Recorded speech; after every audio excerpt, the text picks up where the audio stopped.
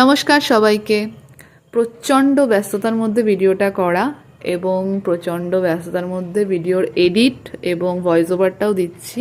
কাজের এতটাই প্রেশার যার কারণে আগের ভিডিওগুলোতে ভয়েস ওভার দেওয়া আর পসিবল হয়নি।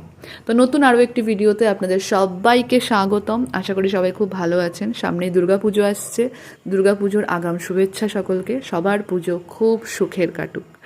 তো এই যে থালা পেইন্টিং দেখতেই পাচ্ছেন, এখানে মোটামুটি 100টা থালা আছে। আমি এবং আমার একজন বন্ধু শুভ, আমরা দুজন মিলেই পেইন্টিংয়ের কাজগুলো করেছি।